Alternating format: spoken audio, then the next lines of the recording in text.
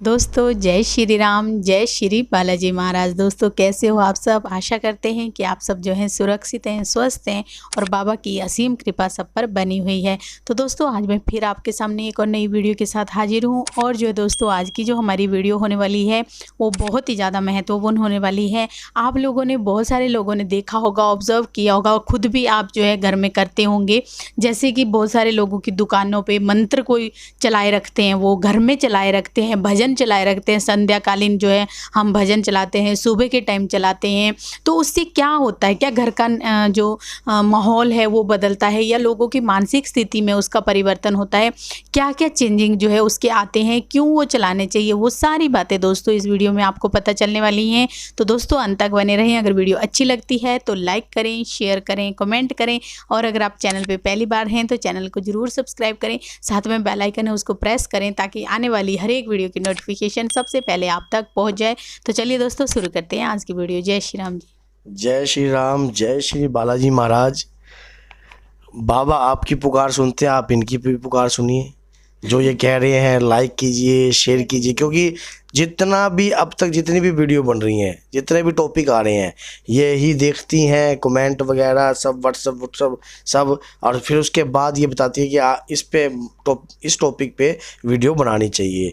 तो क्योंकि इस पे अधिक लोगों ने सवाल जवाब करे हैं, तो इसीलिए क्या है कि देखिए मैं आपको आज का जो टॉपिक है हमारा इनका है कि जो लोग दुकान पर मंत्र चलाते हैं और घर में चलाते हैं या कई जगह हमने जैसे तो आपने देखा होगा कि लगातार भजन वगैरह जो है चलते रहते हैं।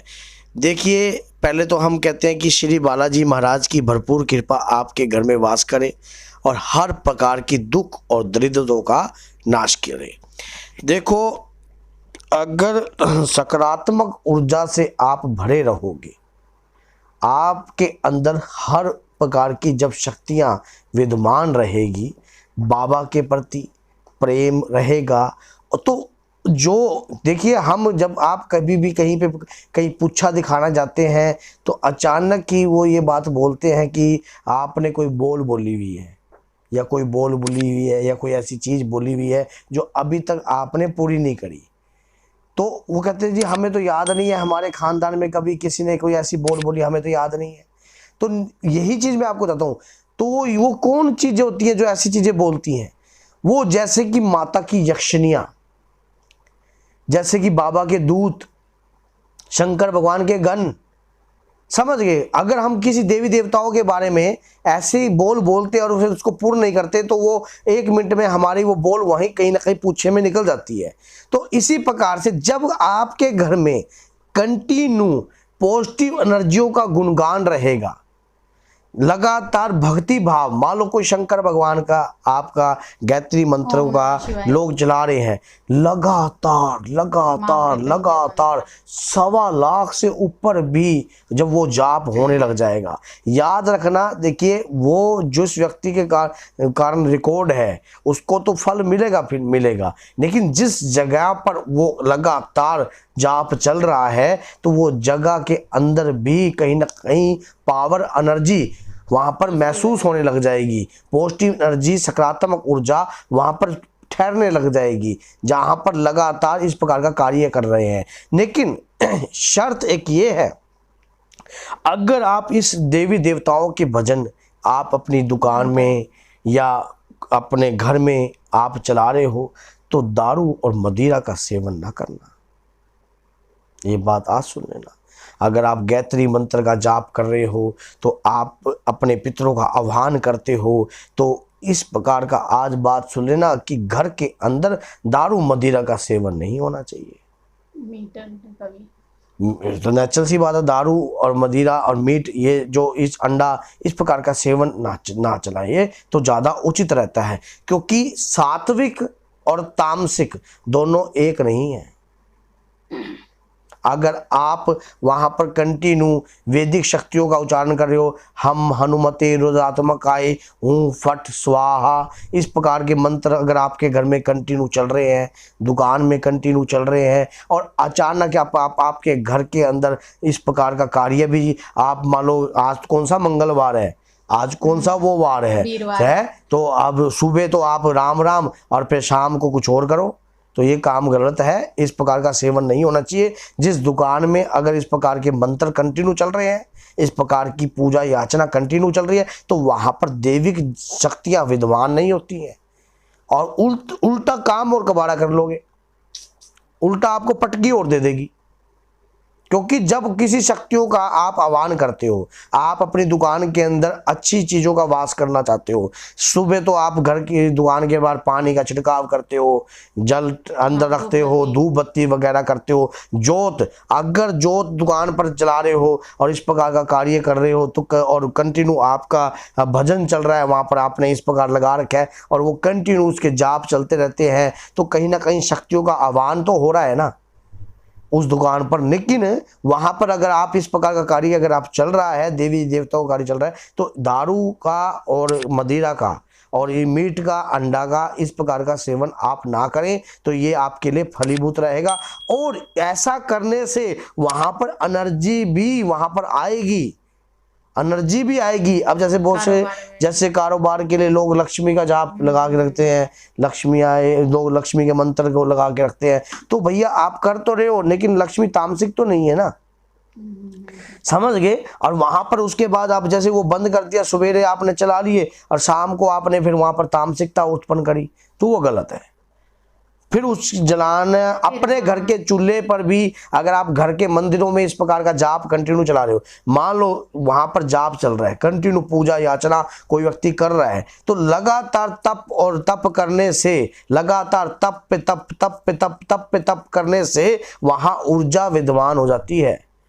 जब वो ऊर्जा देखती है कि अब ये ऊर्जा विद्वान हो रही है, और वहां ऊर्जा का आह्वान हो जाता है, और वहां पर व्यक्ति कई बार इस प्रकार की गलती कर देते हैं कि जैसे कि तामसिक वस्तुओं का, तो वहां पर वो जो गलती है वो तनिक भी स्वीकार नहीं होगी उन शक्तियों को, फिर वो कहीं ना कहीं कार्रवाई कर देंगे। देखिए, कभी भी डॉक्टर से मिलने जाते हो, आप डॉक्टर से मिलने जाते हो, एक एग्जाम्पल के तौर पे बताता हूँ, क्या डॉक्टर कभी किसी का, मान लो जब डॉक्टर ने, आपने किसी कंपाउंडर जो बाहर बैठा होता है, आप उसको, आपने पर्ची दे दी, आपका नंबर है कम से कम 160वां नंबर है आपकी पर्ची का, तो वो क्या कहेगा, वेटिंग कीजिए। और आप डॉक्टर जो अब अंदर बैठा होता है, वो जब आप कभी भी देखना, जब आप कंपाउंडर के पास जाओगे, अब वो कहेगा यार बैठ जा, तेरा नंबर आएगा तुझे बुला लूंगा। तो इस प्रकार का वो बोलते हैं, जब आपका नंबर आएगा आपको मिलवा देंगे। तो जब आप अंदर जाते हो, तो डॉक्टर कभी आपको इस प्रकार की लैंग्वेज बोलता है? नहीं बोलता। क्यों नहीं बोलता? वो कहेगा, अगर आपका नाम सुनील है तो वो बोलेगा, सुनील जी आपको ये कैसे हुआ, मतलब इतनी रिस्पेक्ट से बोलेगा। इसी प्रकार से क्या होगा कि जब हनुमान जी महाराज की जो कृपा है, वो कभी इस प्रकार की हनुमान जी कभी नहीं करते, लेकिन जब दूत महाराज हैं तो वो क्या है, जब आप आते तो वही है ना, हनुमान जी के आदेश के अनुसार। तो इसी प्रकार से क्या है कि जो शक्तियां हैं, जैसे कि माता की यक्षिणियां हैं, जैसे कि शंकर भगवान के गण हैं, अगर आप सही तरीकों से अपने घर में चलोगे, मंत्र का उच्चारण करोगे, तो वहां पर शक्तियां विद्यमान हो जाएंगी, और नेगेटिव एनर्जी आपके घर से दूर रहेगी। तो क्या इसका मानसिक स्थिति पे भी बिल्कुल प्रभाव पड़ता है, क्यों नहीं पड़ता, बिल्कुल प्रभाव पड़ता है। जब आदमी, मान लीजिए आप गायत्री मंत्र को कभी देख लेना, आप ओम का उच्चारण उठाइए अपने घर में, आप ओम का उच्चारण उठाकर ये आप ध्यान मुद्रा में बैठिए, जिसको मेडिटेशन कहते हैं। इस प्रकार की मुद्रा में आप जब बैठोगे, तो अचानक ही वाइब्रेशन उठ जाएगी आपके इस हिस्से में, वाइब्रेशन उठेगी। तो ये ध्यान, ये तो कुंडलिनी शक्ति के प्रति कार्य करने वाली चीजें हैं। तो वैसे हम तो जनरली, हाँ, पॉजिटिव एनर्जी जरूर रहेगी, पॉजिटिव एनर्जी आपके घर में रहेगी, आपकी दुकान में रहेगी, अगर आप लगातार इस प्रकार के मंत्रों का जाप कर रहे हो, और इस प्रकार की मान लो कहीं ना कहीं भजन सुन रहे हो। अगर मान लो जिस घर में भजन चलते हैं, जैसे कि कई बार भजन होता है, तो अकेला व्यक्ति जिसमें पेशी आती है, वो व्यक्ति भजन अकेलेपन में ना सुने, क्योंकि उसको कोई ना कोई खेल पड़ेगा।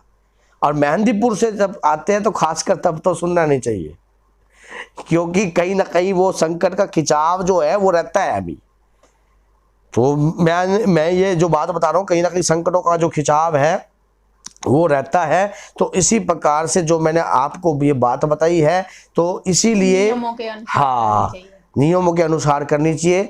अब मैं एक क्वेश्चन पूछता हूँ कि हनुमान जी के पिताजी का क्या नाम था? माता का नाम अंजना था और पिताजी का क्या नाम था? मैं वायु का नहीं पूछ रहा, वायुदेव जी का नहीं पूछ रहा, सिर्फ हनुमान जी के पिताजी का नाम पूछ रहा हूँ कि हनुमान जी को एक नाम से और पुकारा जाता है, जो कि आप जानते हो, मेरे मुंह से मत बुलवाइए, कहीं ना कहीं मुंह से निकल जाएगा। तो भैया जय श्री राम, जय श्री बालाजी सरकार। इस प्रकार की वीडियो अच्छी लगी है तो लाइक कीजिए, कमेंट कीजिए, और आप अगर किसी भी टॉपिक पे वीडियो चाहते हो तो इस प्रकार का टॉपिक ढूंढिए कि जो जनहित में हो, मान लो सभी के हित में हो जाए, अपने निजी स्वार्थ के हित में नहीं। अगर निजी स्वार्थ के बारे में जानना है तो आप व्हाट्सअप कीजिए मुझे, आप व्हाट्सएप कीजिए। अगर कोई ऐसा क्वेश्चन पूछना चाहते हो तो आप उसमें कमेंट में, मान लो जैसे सबके लिए बन जाए, जो कोई ऐसा काम हो जाए। तो दोस्तों जय श्री राम, जय श्री बालाजी।